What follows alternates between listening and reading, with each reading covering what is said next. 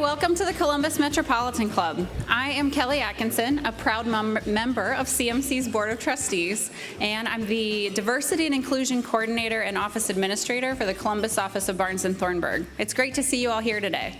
Today's forum, New View of the Crew, is sponsored by MKSK, Ohio History Connection, Columbus Business First, and Deloitte. Each of our sponsors is represented here by many friends and associates. Won't you please help me thank them?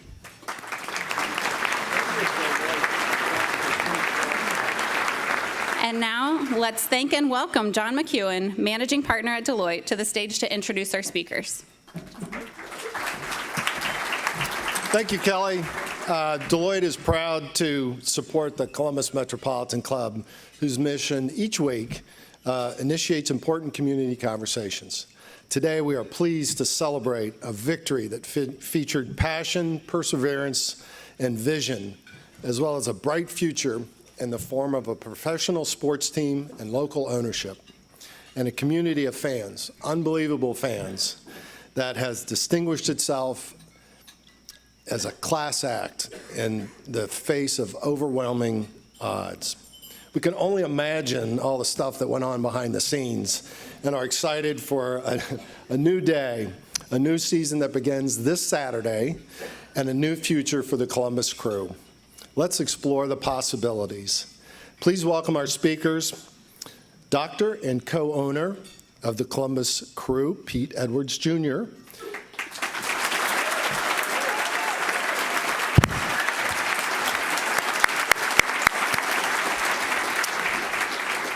co-owner of the Columbus Crew and the Cleveland Browns, Dee Haslam.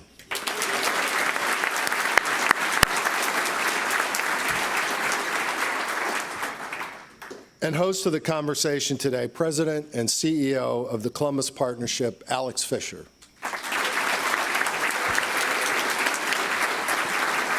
So before I turn it over, just a personal note to thank you all. This is just an unbelievable story, and we're excited to hear all about it. Alex, take it away. So they asked me to spend a few minutes on the front end kind of reflecting on the journey. And I'm actually not going to do a lot of that because I think today and this Saturday give us a real good opportunity really just simply to focus on the future. There are, literally hundreds of people to thank, and it's really difficult to do that. And I'm going to try to actually reflect just a little bit on the journey, not too much by thanking a few people. I'll borrow the but-for comments from the Ohio State campaign. But for so many people, this crew team would not have been saved. And I'm reminded, Dee, and I'll weave a little bit of conversation into this, of a meeting that you attended in November. Columbus Partnership has an annual retreat that we do every year. Dee came to it to meet some folks, and we were well into all of this, and the finish line was at hand. And the crew was in the playoffs, and after dinner with the president of Harvard, we went into the downstairs hotel with probably 30 of our CEOs to watch the crew play in the playoff game. The game was tied, and you were asking several of us, well, what does that mean? And we were trying to explain the rules. I was explaining the rules. Was that your first game to watch? Yes. And what I was reflecting on today is what a year can make, because it was a year, maybe 16 months earlier that the partnership was at a retreat the previous year. And there were a few of us. I remember Cameron Mitchell called some of us together, and we were talking about it. It wasn't quite yet public that this was a challenge. And there was a group of people, Lisa Ingram, Tanny Crane, Dan Rosenthal, Doug Ullman, Doug Kreidler, Joe Pizzuti, George Barrett, Chris Olson, Steve Steinauer, Nancy Kramer, Dan Creekmore, Dan Sullivan, and Cameron Mitchell. They came together and they said, well, why don't we just do something about it? And it was actually the impetus for me to make a phone call to the previous owner. There actually were people behind that phone call that were willing to say, we'll go into partnership with you, and or we'll buy the team. And we didn't know what that looked like. But I'll tell you, but for that initial group of people, which kept coming together several times in the partnerships office, I'm not sure that I would have or any of us would have thought that there was a journey to persevering this. But for Mayor Ginther, look, I was always the guy that was out front, a little bit sometimes uncomfortably, but you just don't realize, a day or a week didn't go by that the mayor and I weren't scheming, we weren't in conversation, we weren't, talking about what the possibilities could look like. That includes his former chief of staff, Greg, and currently his advisor, Greg Davies, and Ken Paul. The camaraderie we had trying to navigate the impossible, but for those guys, there are a couple of funny stories. I keep saying I've got to let the statute of limitations run before we tell all the stories, but there was the meeting in New York with 007, the figure from Jaws in 007. There was the phrase that we still use, just Google it, when we were trying to explain why a local owner of a brew pub who had done crowdfunding might help us, and people weren't too interested in that. There are so many people, I'm going to try to do it quickly, but you have to start and almost stop with the Save the Crew movement. How many of you are here today? Stand up. Stand up if you're a part of the Save the Crew movement.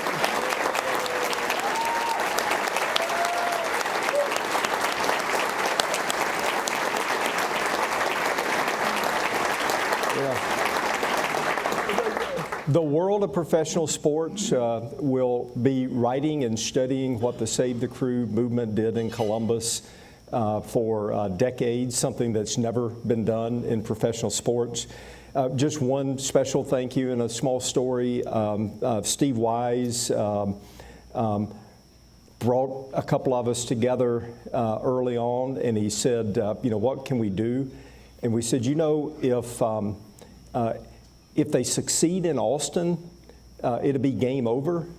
And so I don't know what you all did to mix things up. I said, I don't want to know.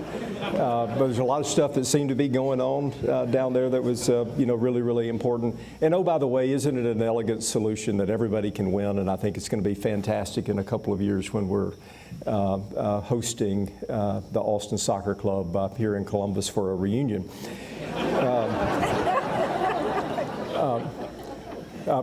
President of our city council, Shannon Harden, always said, hey, we actually don't want to know too much right now. And so there was a moment in time in which there was a lot to tell, and he was an amazing organizer. Liz Brown, there's this great story that I'll call it But for Russell. We remember Russell and his little outfit on the days that we were announcing. Zach Klein, holy cow, right on the front line of this legal movement and strategy. I work at a little place called Boss Fitness, and Zach's chief of staff, Ed Roberts, was always there in the gym, and we would compare notes in the locker room and plot strategy, which was an odd thing to be doing.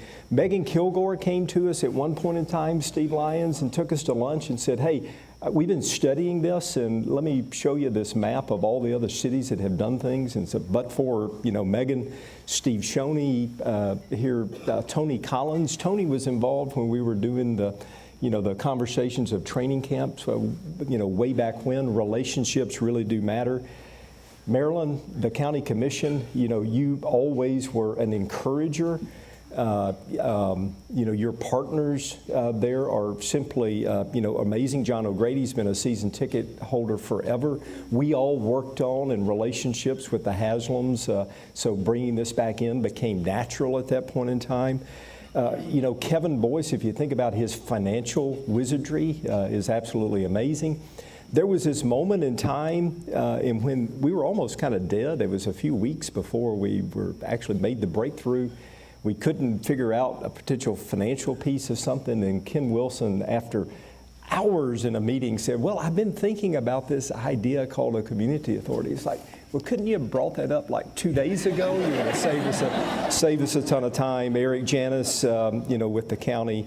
Again, I'll get myself in trouble. Our current governor, the infamous call, I remember I was right over here on the roadway with an idea that was planted by Mike Duffy, our legislators, Stephanie Coonsey, Kristen Boggs, David Leland, again, the whole delegation coming together to do what we needed to do. I had an interesting lunch yesterday with Jeffrey Brown, the judge of the case, and we had some funny stories to share with each other. Nationwide Realty has shown that piece of property since last June, probably more times than they've ever shown a piece of property to more executives with MLS and people coming to town, Brian Ellis and Nathan Weimer.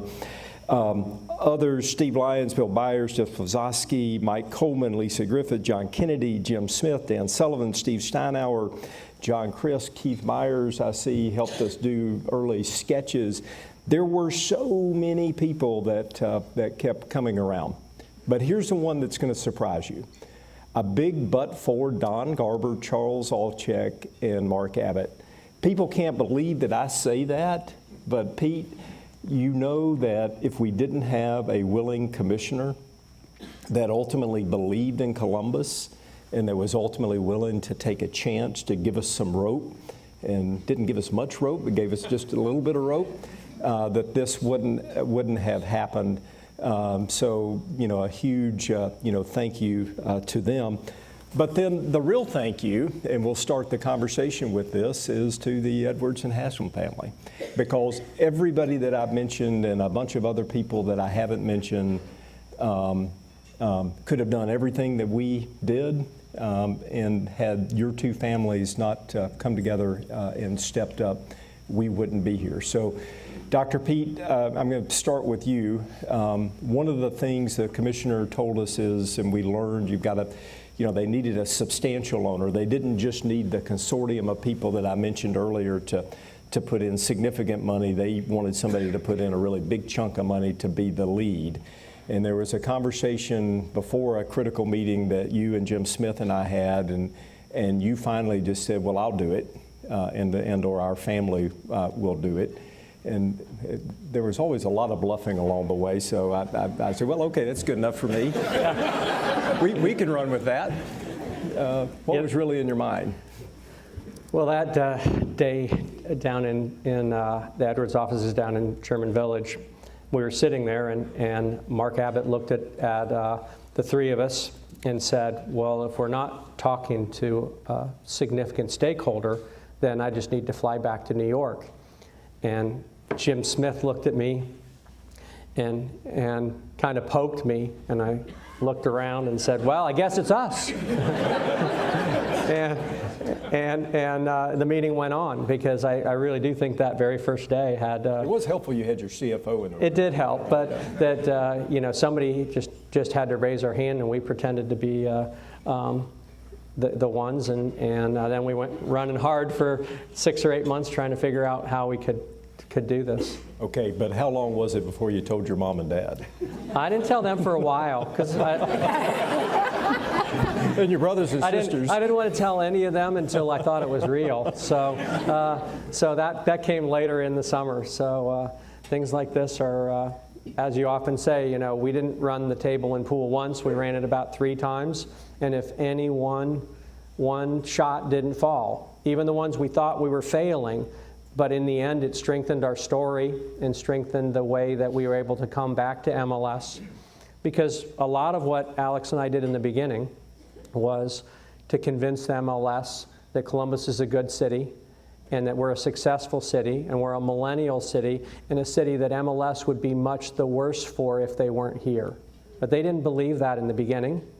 And it took 4 months, 6 months to get to that point where they were comfortable that they really wanted to be here, and that's when they threw us the line, and we grabbed on and held on tight, and it's been a long ride since. And they're real believers now. I mean, I remember in a really special moment, Don Garber pulling me aside after the announcement in January and saying, of all the things I've done in my career, this is one of the top 2 or 3 things. I mean, it was genuine in a minute, and it was a journey for them. So, Dee, we say we've got somebody we want to bring up and introduce you to, and Steve and Pete and I came up and sat down around the kitchen table, had a conversation with you and Jimmy and JW and Whitney. What's on your all's mind at that point? Well, obviously, I didn't know a lot about soccer. That's been exposed. But we did understand how important a sports team is to a community and how unifying it is, and to lose a team is devastating. We did understand that basic, and hearing the story of the Columbus Crew, we were like, well, what can we do? We love Ohio, and we want to be part of the story. So that's when Pete came up to, it was our first time meeting, and that literally was, just a meet and greet. It wasn't really a formation of a plan. There was so much work. We realized pretty quickly. Yeah, but 2 weeks later, we announced that we had. Yeah, we did. But there had been so much work done by this community, and we were, fortunate to be recipients of all that hard work that led up to it. So we were really grateful to have the opportunity. And for the Edwards family, I went to therapy today. Pete made me go because I don't walk as straight as I should. But anyway, this is true. Speaking to one of the therapists, to Amy, and she told me the story 25 years ago when Pete was walking down the hall saying, guess what, we're going to get a soccer team here in Columbus. That's 25 years ago that this family has been so committed to the effort. So the story, thank you for this long story of a community that's committed to the sport, and we're just so appreciative to be part of that story. So thank you. And the other thing is, none of this could have happened if Alex Fischer hadn't worked so hard to bring everybody together. And the story of collaboration is truly amazing. Thank you.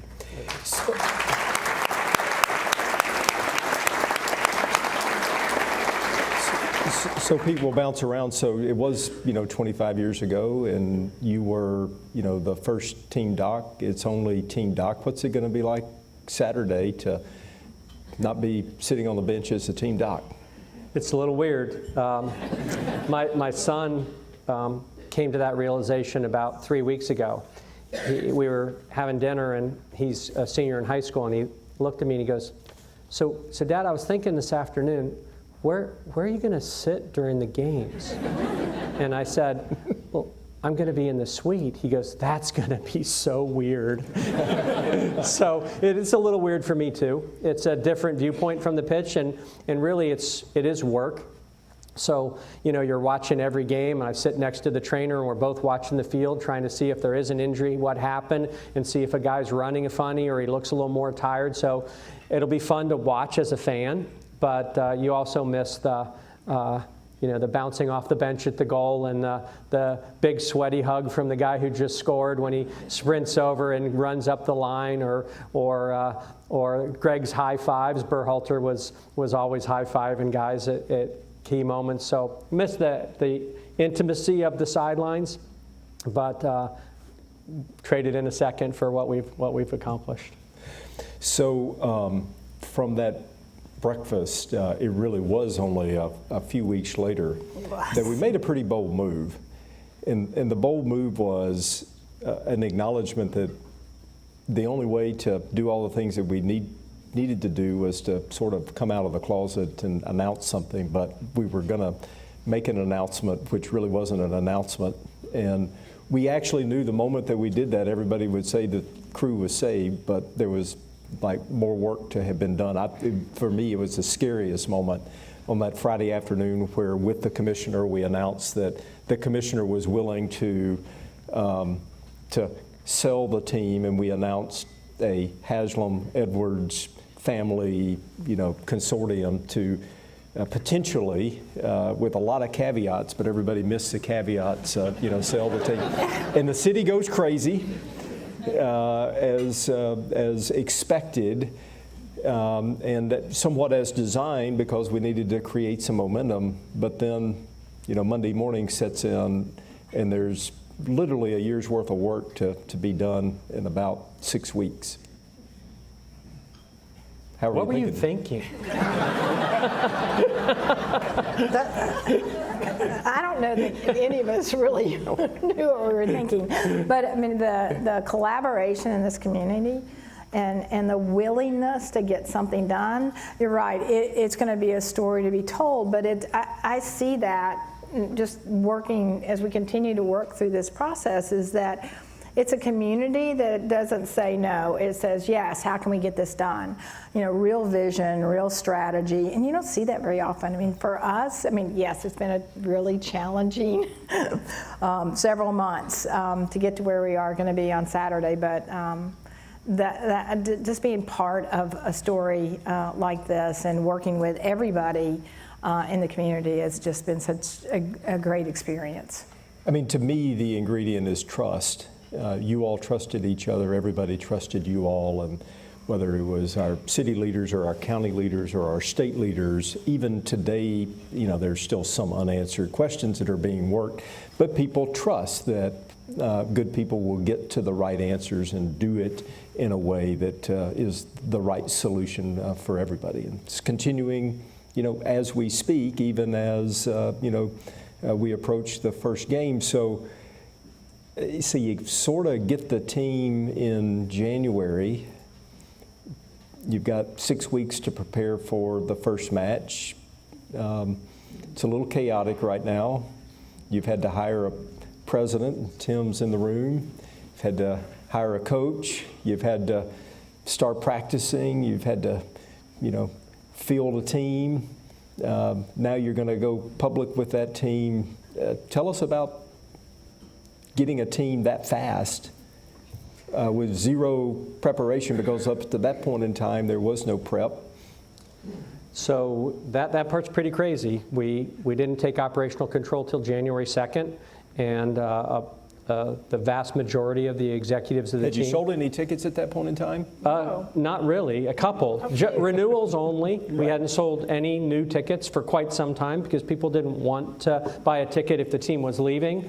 If the team stayed with the previous owner, they weren't as excited to buy a ticket in that situation either. So,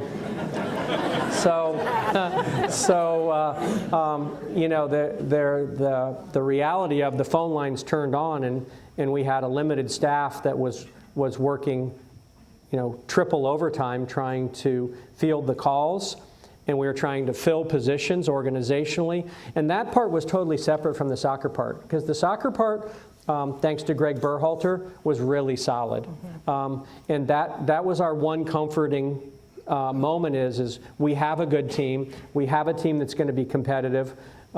With some minor tweaks, we think that you know, we are a high-level team. And so that part with luring Caleb and Bez here, that part we felt really good about.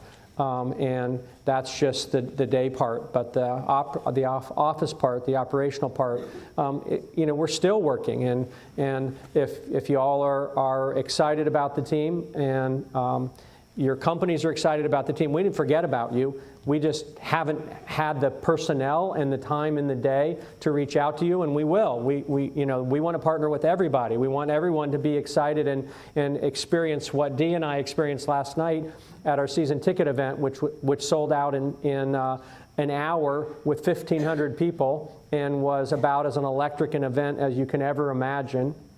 And that feeling is going to carry over to Saturday times 10, right? So we're super excited, and we're plugging along as quick as we can. So the team's great. The team's still being built on an operational side, and we're thrilled to be ready to go. I do want to acknowledge that, but for Dave and Ted and Greg and Phil and JW and, you know, the team from the Browns organization who was on the ground, you know, all the way from the beginning and has continued, has been just phenomenal. And there's no way we're anywhere close to where we are without them and their unwavering support and their humor and humility along the way. That's true. Oh, it's crazy, right? It's I mean, had they not had the operational experience to bring in a team of people to help, it would, I don't know where we'd be, but it's their support. They've got their regular jobs, which they're doing 100 miles an hour in Cleveland, but then when they go come to Columbus, it's crazy, and we wouldn't be started. I think it would be impossible. We could have even had to take a year off. I mean, operationally, I don't know how we could have done it, and we never wanted to take a year off, but without your team, we couldn't have done it. I mean, this is really somewhat of a startup. I mean, it's almost it's a new beginning. It really is. I mean, the team is in great shape. The roster is really solid. But as far as from a business standpoint, we've really had to.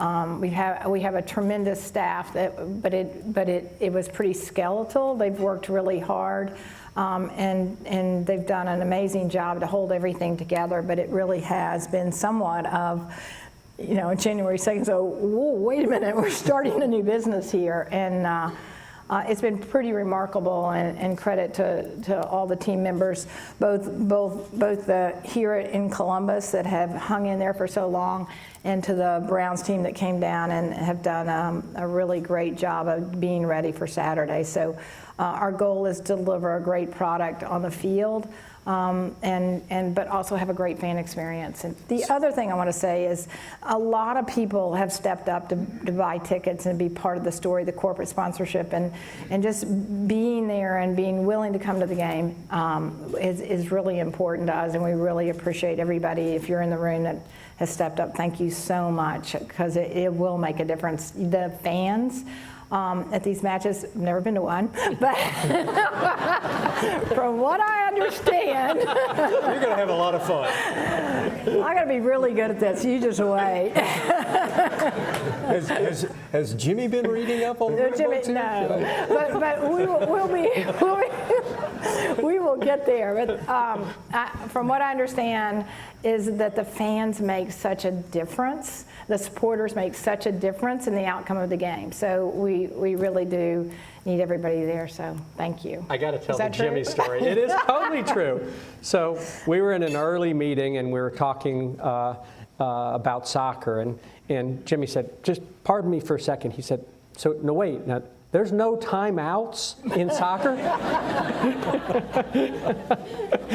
Because you can call them, but they don't stop. So Dee, a lot of people would not necessarily know of your, business background, but almost in any room that you would be in, Dee, in her own personal right, would be one of the most accomplished business people in the room. Starting with her father, but then later with Dee, a very successful production company. That was a precursor to the HGTV network in Knoxville, Tennessee. Later, River Media, which produced, and still does produce, half the shows on the DYI network, and that phenomenon. And then you find yourself as a owner of the Cleveland Browns and a female among a lot of male-dominated. Certainly a male-dominated sport, but ownership group. And now you find yourself as the first female owner and first female representative on the MLS board of directors. Tell us a little. Absolutely.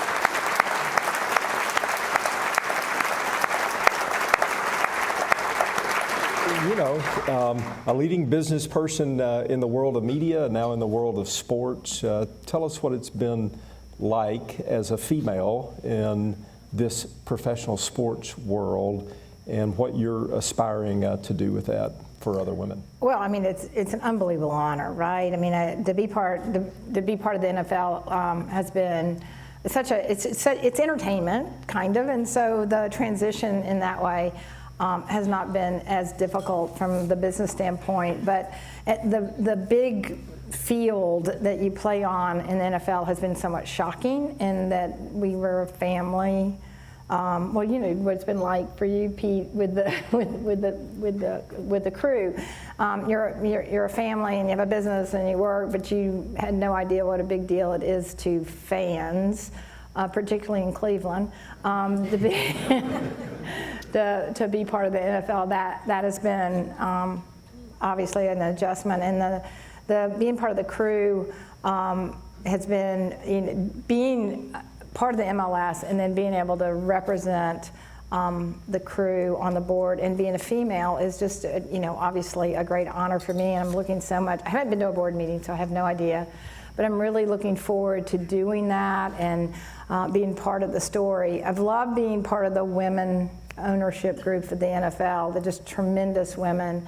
And I think we bring a lot to the table and add a different perspective, and I think the sport is better for our involvement. So very excited. I can't tell you how excited. I mean, it's really quite the honor. And this sport, Pete, is a sport that really is on the move.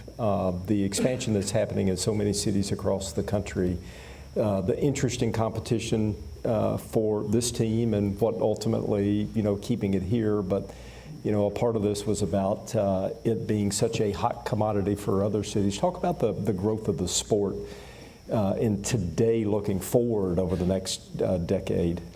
Yeah, it is the sport of millennials. The teams in the league now are continuing to be sought after city over city. The St. Louis's, the Sacramentos, the Detroits.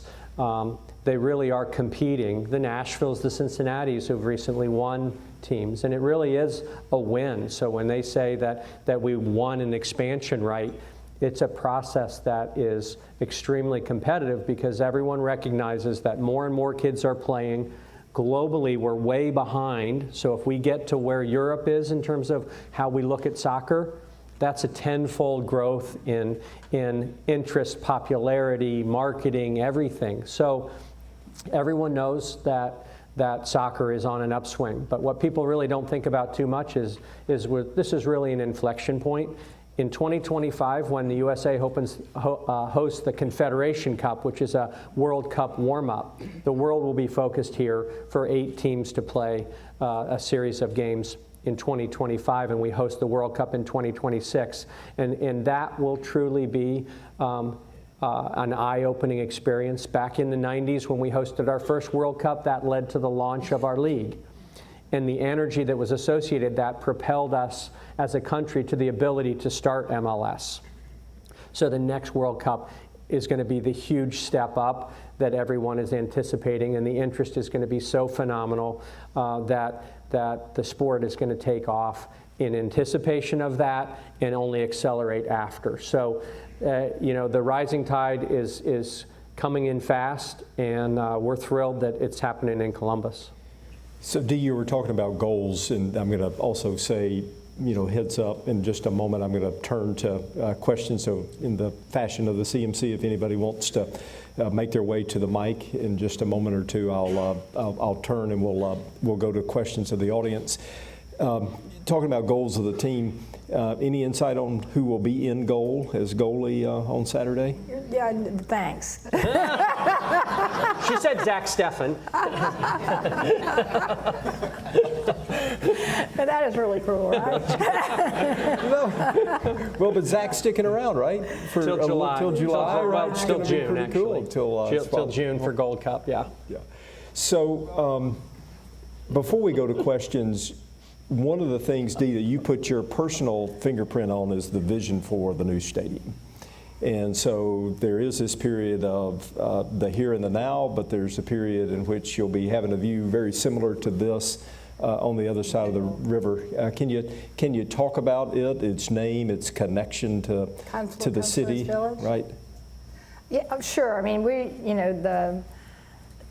we talk all the time about you obviously want to put a winning team on the field, and you want to create a great fan experience, and you want to give back to the community, right? And so the stadium has to be part of what fits well in this community, and obviously the Arena District already has a great presence and a great story for the city, and finishing off that point and having it's right here, right? It's right there.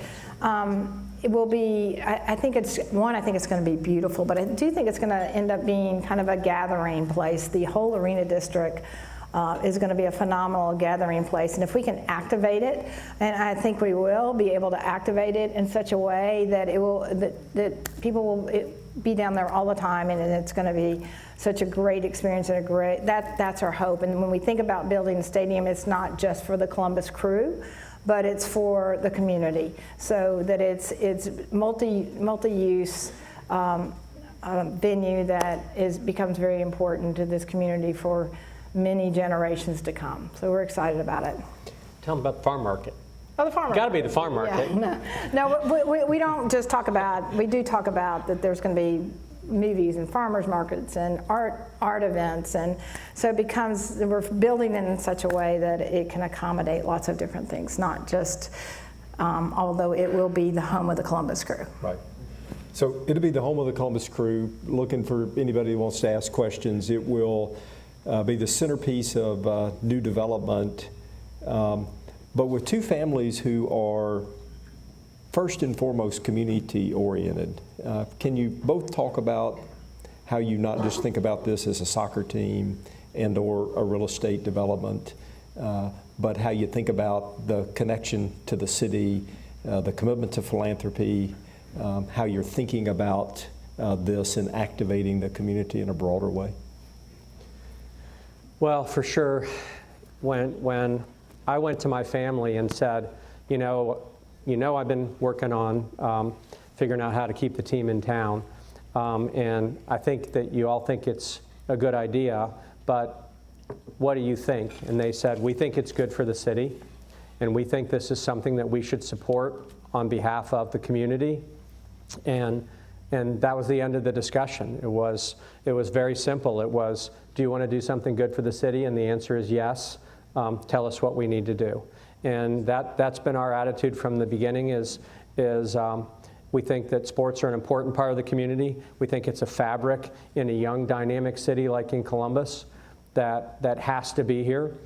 Alex and I were sitting on Grandview Avenue having a cup of coffee, and fellow OSU board member came and sat down and said, let me tell you a story. And he said, when we bring in young staff people to Ohio State University, a lot of them will say, we're really excited to come at Ohio State. It's a great institution, great research, but you know what? We love soccer. And we're excited that you all have a team. And we're like, Alex and I looked at each other and we're like, well, those are the stories that you don't understand. There's no dollar value on that. There's no way to measure that because the connection's never made.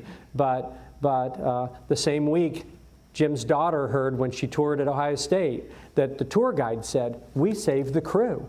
You should come to Columbus. So the idea that we know that in Columbus because of Ohio State, that sports are super important to the community, but it's all sports. And the fabric of our community is built on that. And from a family standpoint, we were super excited to be able to contribute. Well, just from obviously everything Pete said, but also, the third thing it says we believe in giving back to a community. It's part of what we should do, and we will activate in a lot of different ways. Today we have an announcement at 2 actually on our first effort to give back to the community. So you'll see us get involved. I mean, we know that active children playing a sport are more likely to attend school and do well in school. So it's something that we will probably be very involved in, and our family is really involved in education efforts we're actually involved in education efforts around the state through an attendance program, and I think we'll probably get heavily involved on that as well. But it's something our families are so used to being involved in the community, and it's going to be one more way that we can be even more involved. So we're really excited about it.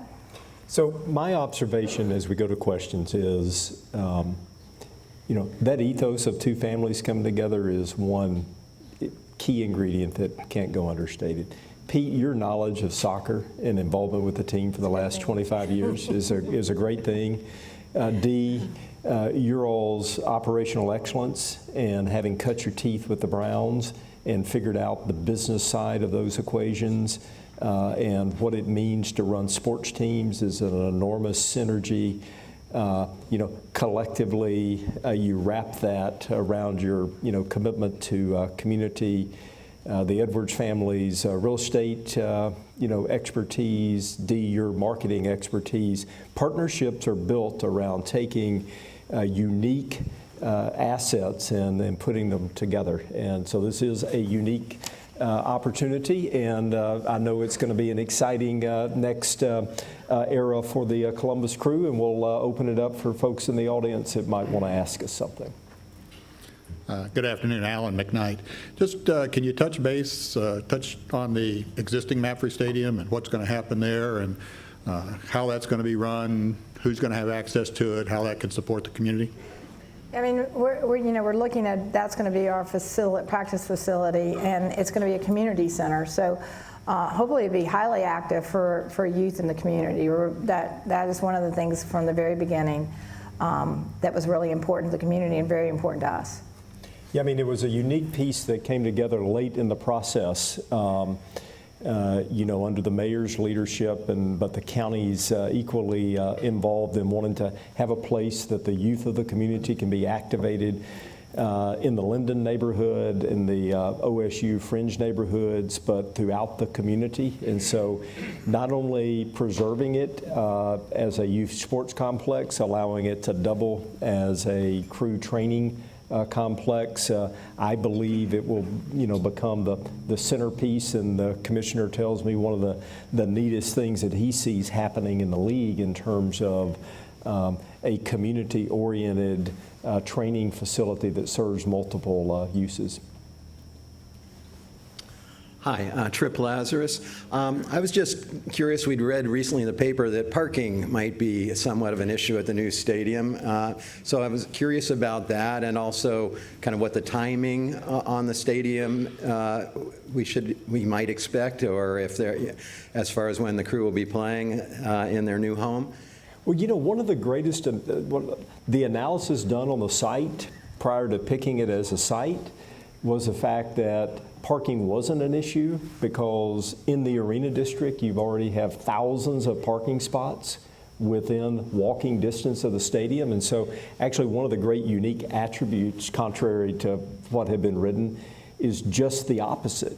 This site is within walking distance of the same parking infrastructure that serves our AAA baseball team. Last night we were at Lori and I were at the hockey game. And that infrastructure of parking now is going to have even a further multiple use, making it, I think, very, very unique and a cost-efficient way to do the stadium in its current site. So I don't know how you all view it. I view it as an asset, not a negative. Yeah, and the other thing is, we haven't had an environment now that had a march to the match, which is, if you're not familiar with it, in a lot of MLS cities, thousands of people will congregate and walk down. In Seattle, it's famous. It's a flood of people that walk down the path chanting and singing into the stadium. And Nationwide Boulevard will be that spot for us. And the fact that there's congregating areas around Nationwide already where fans can go in pregame and then they can march down is a wonderful cultural addition for our club. And the reality is everybody parks far away at Ohio State. They walk a lot farther. They're going to walk to the Crew. We have 15.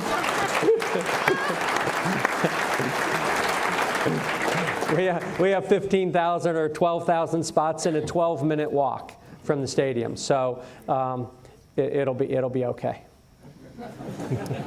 Hi, I'm Debbie Johnson. I'm a longtime season ticket member, and yay for us. We need everybody to buy those season tickets. That's right, absolutely. Come late. join us.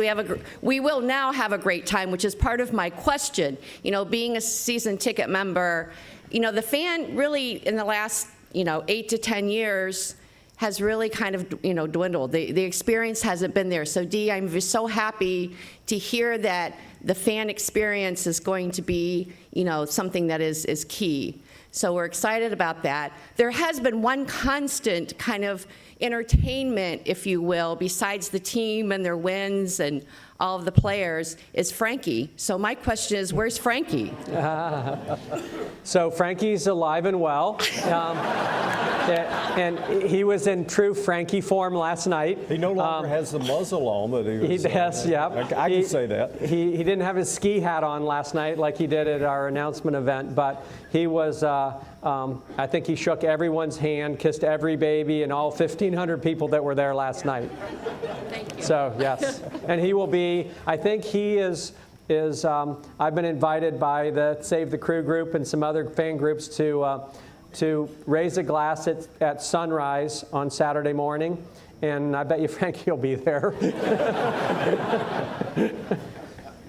Okay, I think we've got a last question here. All right, Robert Shenton, Plant Moran, and also a season ticket holder of the Crew. And at the CMC annual meeting, the very last question that we asked, and Alex was on stage, was, do you have anyone interested in buying the Crew? And he gave a very coy answer, but again, thank you, Alex, Dee, and Dr. Edwards for what you've done to help save the Crew. But now the real question, what's your prediction for the season for the Crew? Where are we going to finish? And Dr. Edwards, who's the new team doctor? So Scott Van Stein, one of my partners, has taken over for me, and he's I'm coaching him up a little bit, but it's a little different than regular patients, right? You see him every day, you talk to him so much, you're kind of a little bit like a father figure at the same time that you're taking care of him, because there's lots of parts that go into professional athletes' minds and bodies. So Scott's doing a great job so far, and team-wise, we don't want to overpromise and underdeliver. And soccer's a weird game. The best team does not always win, but we think we have a really strong roster, and Caleb is really good at motivating guys to get just a bit better than they were before. Tactically, we're very good. Personnel-wise, we're very good. So that maybe that little secret sauce is a little bit more motivation. But Caleb has said it, and he totally believes it, and the guys are starting to believe it, that our job is to win trophies. And if we don't win trophies, then we're not succeeding. And Dee and I are committed to helping figure that out, whether that's tweaking the roster someday. And I'm not sure it's even this year. Let's see how we are in midsummer. So, but we're comfortable that we're going to have a very competitive team, and we want to come out ready to go Saturday afternoon. Everybody come out Saturday afternoon. Thank you all very much for being a part of this amazing effort. What a great conversation. I'm so glad you were all here to be a part of that, and I'm especially grateful to all of you. I have 4 kids who play soccer, so appreciate that a lot. And let's thank our sponsors, MKSK, Deloitte, Columbus Business First, and Ohio History Connection, and our speakers, Pete Edwards, Dee Haslam, and Alex Fischer. And